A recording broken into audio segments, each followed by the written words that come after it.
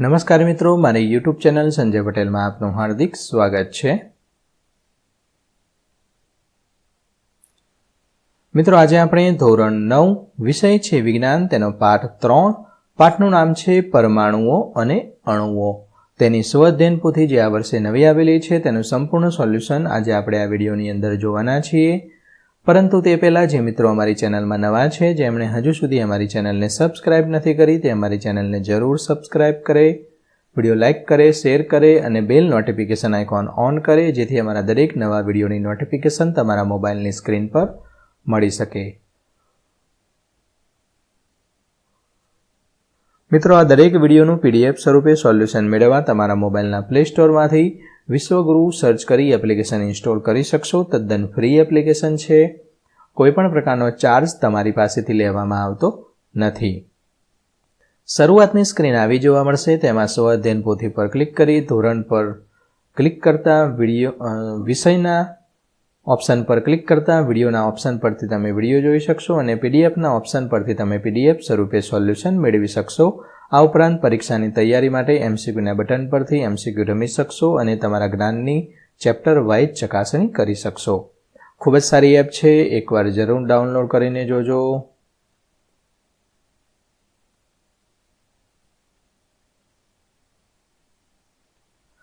ચાલો સોલ્યુશન શરૂ કરીએ। તેમાં સૌપ્રથમ છે ચાલો યાદ કરીએ। તો અહીંયા આ પાઠને લગતા મહત્વના જે મુદ્દા છે તે અહીં ટૂંકમાં માહિતી આપેલી છે, આ તમારે વાંચી લેવાનું છે, સમજી લેવાનું છે। જેના કોના સિદ્ધાંત હતા, એનો કોનો નિયમ શું કહેવા માંગે છે, પરમાણુ શું છે, IUPAC શું છે, એનું ફૂલ ફોર્મ આ પણ પરીક્ષામાં પૂછાઈ શકે છે। અણુ શું છે, રાસાયણિક સૂત્ર એકમ દળ કોને કહેવાય, આ પ્રમાણે તમારે સમજી લેવાનું છે। 3.1માં વિધાન ખરા છે કે ખોટા, જો ખરું હોય તો ટ્રૂનો T કરવાનો છે, ખોટું હોય તો ફોલ્સનો F કરવાનો છે। જેમાં પહેલું છે, જેમાં ટ્રૂ, બીજું પણ ટ્રૂ છે, ત્રીજું ફોલ્સ, ચોથું ટ્રૂ અને પાંચમું ટ્રૂ આવશે। નીચે આપેલા પ્રશ્નોના માગ્યા મુજબ ઉત્તર આપવાના છે। જેમાં છઠ્ઠો પ્રશ્ન છે, ડાલ્ટનની પરમાણવીય સિદ્ધાંતની કઈ અભિધારણા નિશ્ચિત પ્રમાણના નિયમની સમજૂતી આપે છે? તો કોઈપણ સંયોજનમાં પરમાણુઓની સાપેક્ષ સંખ્યા અને તેના પ્રકાર નિશ્ચિત હોય છે।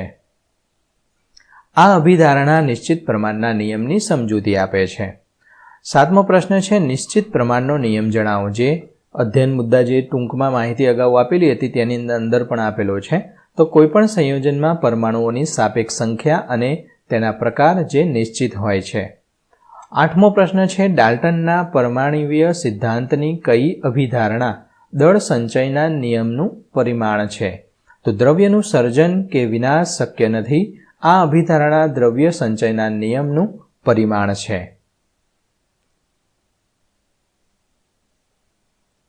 માગ્યા મુજબ ઉત્તર આપો। દળ સંચયનો નિયમ પ્રયોગ દ્વારા સમજાવવાનું છે। તો અહીંયા નીચે દર્શાવેલા X અને Y રસાયણોના જૂથો પૈકી કોઈ એક જૂથ પસંદ કરો। અહીંયા આપણે બંને જૂથ લખેલા છે।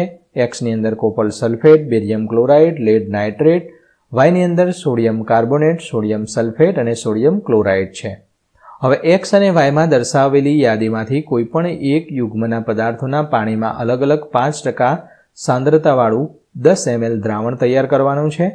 એક કોનિકલ ફ્લાસ્કસમાં Yનું થોડુંક દ્રાવણ લો અને એક નાની જ્વલન નળીમાં થોડી માત્રામાં દ્રાવણ X લેવાનું છે।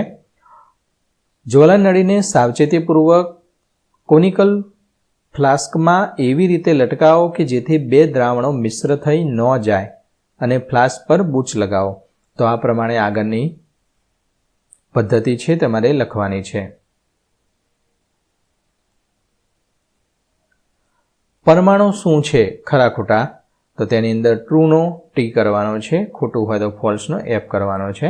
આ ત્રણે સાચા છે, આ બંને ખોટા છે અને 15મું સાચું છે।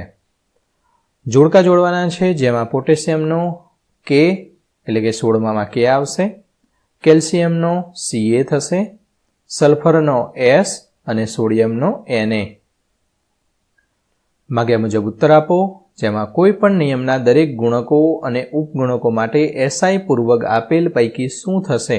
તો 10 ની 3 ઘાત, તો તેમાં કિલો, 10⁻9 નેનો, 10⁻6 માઇક્રો, 10⁻3 મિલી અને આનું વજન છે 0.0585 કિલોગ્રામ.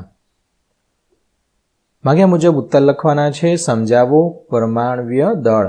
તો ડાલ્ટનના મત મુજબ અહીં પરમાણ્વીય દળ કોને કહેવાય, શું છે તે વિગત આપેલી છે. આ પ્રમાણે તમે લખી શકશો.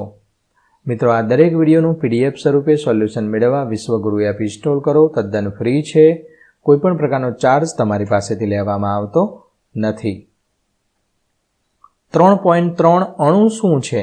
તો નીચે આપેલના પ્રશ્નોના માગ્યા મુજબ જવાબ આપો. તેમાં પહેલું વ્યાખ્યા આપો. અણુ તો સામાન્ય રીતે 2 કે તેથી વધુ તત્વના રાસાયણિક સંયોગીકરણથી પરમાણુઓ સંયોજાય છે. ત્યારે તેમાં પરમાણ્વીય પ્રમાણની સંખ્યા સાદા પૂર્ણાંકમાં હોય છે. આવા પરમાણ્વીય સંયોજનથી બનતા નાનામાં નાના કણને અણુ કહે છે. 24મું છે પરમાણ્વીયતા એટલે શું? કોઈપણ અણુના બંધારણમાં રહેલા પરમાણુઓની સંખ્યાને તે અણુની પરમાણ્વીયતા કહે છે. આયન શું છે? ધાતુ અને અધાતુ યુક્ત સંયોજનો વીજભારિત ઘટકોના બનેલા હોય છે. આ વીજભારિત ઘટકોને આયનો કહે છે. માગ્યા મુજબ ઉત્તર આપો. તો અહીં પરમાણ્વીય આધારે વર્ગીકરણ કરવાનું છે. તો આ પ્રમાણે તમે વર્ગીકરણ કરી શકશો.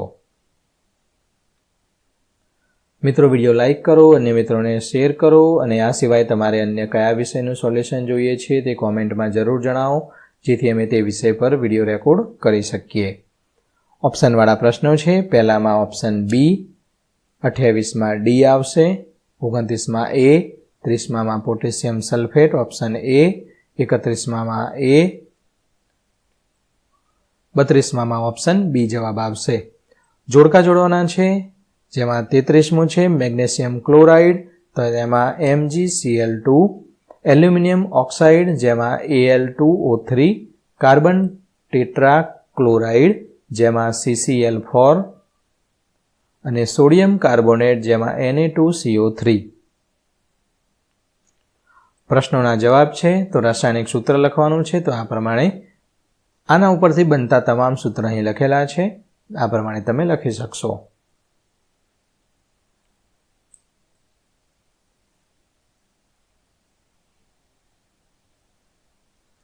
38મું છે રાસાયણિક સૂત્ર લખતી વખતે સામાન્ય રીતે કયા નિયમોનું પાલન કરવું જોઈએ? તો રાસાયણિક સૂત્ર બનાવવામાં તેની સંયોજકતા, તેનો વીજભાર સંતુલિત હોવા જોઈએ. આ પ્રમાણે તમે લખી શકશો. મિત્રો, આ મારી એક વ્યક્તિગત ચેનલ છે અને જે કોઈ પણ સોલ્યુશન તમે જોઈ રહ્યા છો તે અમારા વ્યક્તિગત વિચારોને આધીન લખવામાં આવી રહ્યું છે. ના સમજાય તો જ અમારા વિડીયોનો સહારો લેવાનો છે, બાકી જાતે લખવાનો પ્રયત્ન કરવાનો છે. 3.5 તેમાં પહેલું CH3OHના આણ્વીય દળની ગણતરી કરો. અહીંયા C બરાબર અહીંયા કૌંસમાં આપેલું છે, તેની મદદ લેવાની છે. તો આ પ્રમાણે જવાબ મેળવતા 32U જવાબ આવશે.